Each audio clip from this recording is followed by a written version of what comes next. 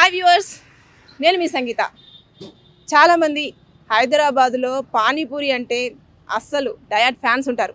So అలాంటి business ఎలా పెట్టాలి, ఎలాంటి స్టెప్స్ తీసుకోవాలి, బిజినెస్ ఎలా స్టార్ట్ చేయాలి, దానికి ఎలాంటి కృషి ఉండాలి అనేది మనతో ఇక్కడ ఒక పానీపూరి బండి అతను ఉన్నారు. అతన్ని అడిగి మనం తెలుసుకునే ప్రయత్నం చేద్దాం. నాతో రండి.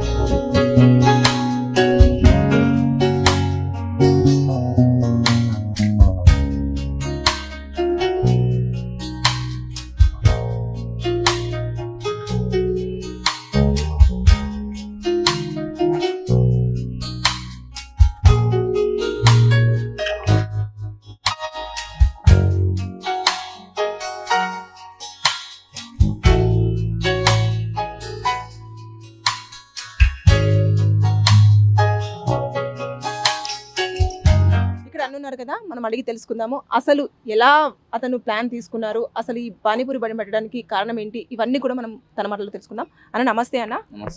అన్న చెప్పండి, ఇదంతా కూడా ఎంత ఇన్వెస్ట్ చేశారు, ఎలా ఇన్వెస్ట్ చేశారు, అసలు మనకి బిజినెస్ ఎలా ఉంటుంది అసలు? ఇది అప్పుడు మా నాన్న వాళ్ళు స్టార్ట్ చేసిరు 2004లా. ఇక అది అప్పుడు చిన్నగా ఉండేది, అది అక్కడ ముంగట ఉండే. ఇక్కడ 2015లో వచ్చినాం. వచ్చినప్పుడు ఇది చేయించినాం అనమాట పెద్దది. దీనికి మన ఫతేనగర్ బ్రిడ్జ్ కిందనే చేయించినాం. ఒక 60 to 60 దాకా అయింది ఉట్టి దీనికి బండికి. తర్వాత ఇక మిగతా సామాన్లన్నీ సపరేట్గా మనం తీసుకోవాలన్నమాట.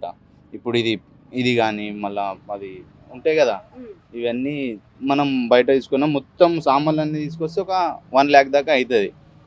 1 lakh అయితే మళ్ళీ రోజు మనం సామాన్లు అవి తీసుకోవాలి కదా, దానికి రోజు ఒక 2000 దాకా అవుతుంది అన్నమాట పెట్టుబడి. ఇప్పుడు పానీపూరి కానీ బఠానీ కానీ ఉంటాయి కదా, కొత్తిమీర పుదీనా క్యారెట్ ఇవి ఎక్సెట్రా చిన్న చిన్నవి, దీనికన్నీ ఒక 2000 దాకా ఇన్వెస్ట్మెంట్ అవుతుంది. మనం రోజు ఒక 3,500-4,000 దాకా చేసుకుంటాం, అంటే అవుతుంది. దాంట్లో ఒక కొంచెం సగం పోయినా సగం మనకు ప్రాఫిట్ ఉంటుంది అనుకో. నెలకి వచ్చేసి ఒక 25-30 దాకా మనం వస్తుంది కదా మనకి. అయితే మనకి ఇక్కడికి వచ్చిన కస్టమర్స్కి అయితే మీరు ఎట్లా ఉంటే వాళ్ళకి నచ్చుతుంది పానీపూరి? అంటే మనం మాట్లాడే విధానం ఉంటుంది, కొంచెం టేస్ట్ కూడా పెట్టాలి. కస్టమర్ వచ్చినప్పుడు వాళ్ళకి రెస్పెక్ట్ ఇచ్చి ఆటోమేటిక్గా మన బిజినెస్ పెరిగిపోతుంది. రెండే ఉంటుంది ఇక్కడ, చేసేది ఏముండదు. ఒకటి టేస్ట్ పెట్టాలి, కస్టమర్ కొంచెం రెస్పెక్ట్ ఇచ్చి మంచిగా మాట్లాడినాం అనుకో, ఒక్కసారి తిన్న వాళ్ళు ఆటోమేటిక్ మళ్ళీ మన దగ్గరికి వస్తారా. రేపు కృష్ణాంత్ పార్క్ కాడ బండి ఉంది కదా, తన దగ్గరికి పోయి తిందాం. ఇట్లా నా దగ్గరికి చాలామంది వస్తారు, అట్లా డైలీ కస్టమర్స్ ఎక్కువ ఉన్నారు నా దగ్గర. ఇక అట్లా వస్తుంటారు. ఇప్పుడు మనకు రోజుకి ఈ సమోసా చాట్ అంటారు, తర్వాత నెక్స్ట్ ఆలు చాట్ అంటారు, తర్వాత నెక్స్ట్ ఇట్లా మసాలా పూరి, ఇవన్నీ పాపడ్ చాట్ ఇట్లా ఉంటుంది కదా, అవి ఎట్లా ఎంత తీసుకొస్తా ఉంటారు? అంటే పర్ డే 2000 రూపీస్ అవుతుంది అన్నారు కదా, అంటే ఎన్ని పీసెస్ తీసుకొస్తే మీకు కరెక్ట్ సరిపోతుంది అంటారు? మేమైతే పీసెస్ అని ఉండవు మేడం, దీనికి ప్యాకెట్లు ఉంటాయి. నేను ఒక రోజు 15-20 ప్యాకెట్స్ వేసుకుంటాను నేను. ఇక దాంట్లో కొన్ని పోయినా కూడా మళ్ళీ మనకి నెక్స్ట్ డే ఒక అడ్వాన్స్లో ఉండాలి, ఒక 2 ప్యాకెట్లు. ఇక మసాలా పూరి దహిపూరి అంటే అది ఒక ప్లేట్కి 7 వస్తాయి. అది 7 దానికి వస్తాయి. కట్లెట్ అంటారా, ఇది దీంట్లో ఇస్తాం అనమాట, చిన్న దాంట్లో కట్లెట్. అంటే మొత్తం నా పప్పులోనే ఉంటుంది మనం ఏం చేసినా కూడా. అది దానివల్లనే అన్నీ అవుతాయి. మనం దీనికి చెప్పలేం, దీనికి అంతా దానికి ఇంత. అది ఒకటి ఉందనుకో మనం చేసుకోవచ్చు. అంటే ఇప్పుడు ఈ పప్పుకి ఎంత అవుతుంది? అంటే బేసిక్గా మీరు అందులో ఏమేమి యాడ్ చేస్తారు అసలు? దాంట్లో ఏం లేదు మేడం, నైట్ ఇప్పుడు మొత్తం క్లోజ్ చేసేసి నైట్ ఇంటికి పోతాం కదా, ఇంటికి పోయిన తర్వాత అది నీళ్ళల్లో వేయాలి. నీళ్ళల్లో వేస్తే పొద్దుగాల దాకా అది నీళ్ళలో నానుతుంది. నానిన తర్వాత మనం ఉడకబెట్టాలి, ఒక 1.5 hour దాకా ఉడుకుతుంది. అది ఉడికితే పప్పు ఇక రెడీ అయిపోతుంది. దాంట్లో పసుపు వేస్తాము, సోడా వేస్తాము ఉడకనికి. సోడా పసుపు కొంచెం వేడైన తర్వాత సోడా వేయాలి. ఉడికిన తర్వాత పసుపు వేసినాం అనుకో, కలర్ వస్తుంది కొంచెం లైట్గా. ఓకే, ఈ పాపడ్స్ ఉన్నాయి కదా, ఈ పాపడ్స్ అన్ని కూడా ఎన్ని ప్యాకెట్స్ తీసుకొస్తారు? రోజుకి ఎన్ని ప్యాకెట్స్ అయిపోతాయి? రోజు నా దగ్గర ఒక 15 ప్యాకెట్స్ దాకా అయిపోతాయి. ఒక ప్యాకెట్లో 100 పీసెస్ వస్తాయి. ఈ పాపడ్ అంటారా, రోజు నేను ఒక 100 తీసుకొస్తా. 100 నా దగ్గర పోతే ఒక 60-50 అబోవ్ పోతాయి అనుకోండి. ఇక మన అది బేల్పూరి ఉంటుంది. బేల్పూరి 2 రోజులకు ఒకసారి అది మురుమురాలు బేల్పూరి అది ఒకటి తయారు చేసుకొని తీసుకొస్తాం. ఇంకా ఇది మిక్చర్, డే బై డే ఇది మిక్చర్ అయిపోతుంది. ఇక నిమ్మకాయలు ఇవి అయితే ఇక రోజు ఉంటాయి కదా, ఇక చిన్న చిన్నవి ఇట్లా. అది ఒక 2-3 రోజులకు ఒకసారి షో తీసుకొస్తాం. అది పైన వేస్తారు ఆ చాట్ మీద, అది తీసుకొస్తాం. ఈ ఆనియన్స్ డైలీ ఒక 3-3.5 kgs ఆనియన్స్ పడతాయి మనకి. అంటే స్టార్టింగ్ లో బిజినెస్ చేసేటప్పుడు ఎలాంటి ప్రాబ్లమ్స్ ఉంటాయి, ఎలాంటి బెనిఫిట్స్ ఉంటాయి, అంటే మీన్ ఎట్లా ఉంటది అసలు? ఫస్ట్ లో ఇబ్బంది అవుతుంది కదా మేడం, ఎందుకంటే ఇది పెద్ద బిజినెస్ కావు, ఇవి చిన్న చిన్న బిజినెస్లు. ఒకవేళ క్లిక్ అయితే మంచిగా ఉంటుంది, క్లిక్ కాకపోతే ఇక కష్టమే కొంచెం. క్లిక్ అయ్యేదాకా చాలా ఇబ్బంది అవుతుంది మేడం దీనికి. చాలా ఇబ్బంది అవుతుంది, క్లిక్ అయ్యేదాకా ఇబ్బంది అవుతుంది. చిన్నవే కదా ఇవి. అదే ఇప్పుడు మీ నాన్నగారు చేసినప్పుడు అంతా బాగానే చేశారు కదా, తర్వాత మీ నాన్నగారు చేసిన తర్వాత మీరు ఇప్పుడు చేస్తున్నారు. సో అప్పటికి ఇప్పటికి బిజినెస్ లో ఏమైనా చేంజెస్ వచ్చాయని మీ నాన్న ఏమైనా షేర్ చేశారా? చాలా చేంజ్ వచ్చింది మేడం. అప్పుడు ఏం అంత బిజినెస్ డెవలప్ లేదు, ఏం లేదు. ఇంకోటి ఏంటంటే వాళ్ళు పెద్ద మనుషులు కదా, కొంచెం బిజినెస్ కూడా ఎట్లా డెవలప్ చేయాలో కూడా కొంచెం ఇది లేకుండే.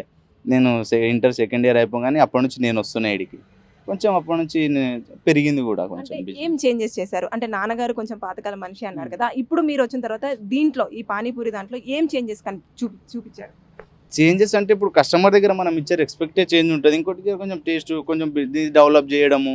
దీనికి అప్పుడు చిన్నగా ఉండే కదా, ఇప్పుడు జర పెద్ద చేసి లైటింగ్ అవి ఇవి జర ఫోకస్ పెట్టడం, కొంచెం ఇట్లా డెవలప్ చేసినాం అనమాట. కస్టమర్తో మంచిగా టేస్ట్ కూడా ఇట్లా టేస్ట్ మంచిగా పెట్టుడు ఇట్లా చేసి కొంచెం పర్లేదు ఇప్పుడు దేవుని దయ వల్ల.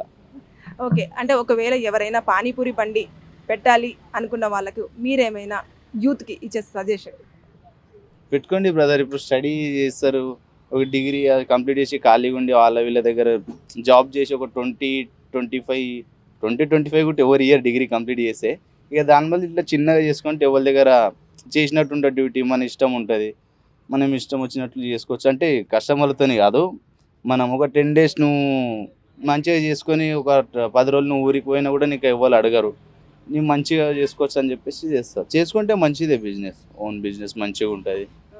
అంటే దీని మీద గ్రిప్ ఉంటేనే స్టార్ట్ చేయాలంటారు? కొంచెం గ్రిప్ ఉండాలి కదా మేడం. లేదు నేను పెడతా అని చెప్పేసి వచ్చి మొత్తం జేబులో పైసలు మొత్తం పెట్టేసి చేసే మళ్ళీ జేబు ఖాళీ చేసుకొని వెళ్ళిపోవాల్సిందే ఉంటుంది కదా. కొంచెం దీని మీద కూడా అవగాహన ఉండాలి.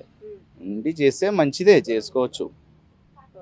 అంటే పర్ మంత్ మనకు ఒక 50 దాకా, మీరు చెప్పినట్టు 3000 కానీ 2000 కానీ వస్తున్నారు అంటే 50,000 దాకా మనం సంపాదించవచ్చు పానీపూరి బండి మీద. ఇక సంపాదించి మన దగ్గర ఉంటుంది ఇక సంపాదించి ఇక నువ్వు రోజు నీకు 4000 ఇచ్చి కూడా నువ్వు అల్లరి చిల్లర ఖర్చు చేస్తే నీకు 50 రూపీస్ కూడా మిగిలవు. ఇక వచ్చిన దాంట్లోనే మనం జర పొదుపు చేసుకుంటే వస్తుంది, మంచిగానే వస్తుంది అనుకో. ఇక మన దగ్గర ఉంటుంది పొదుపు చేసే. యా, చూసారు కదా, హైదరాబాద్లో డయట్ ఫ్యాన్స్ పానీపూరికి ఉన్న వాళ్ళు తినేప్పుడు కంపల్సరీ అనుకుంటారు, అబ్బా పానీపూరి బిజినెస్ పెట్టుకుంటేనైనా హ్యాపీగా బ్రతికేయచ్చు కదా అని. సో అలాంటి వాళ్ళు ఇప్పుడు ఈ స్టోరీ విన్న తర్వాత కంపల్సరీగా బిజినెస్ స్టార్ట్ చేయాలన్న ఐడియా వచ్చింటుంది కదా. ఒక ప్రణాళికాబద్ధంగా వెళ్తే ఖచ్చితంగా మనం సక్సెస్ టచ్ చేయవచ్చు. అలాగే పర్ మంత్ మనకు 50,000 దాకా ఎర్న్ చేయవచ్చు.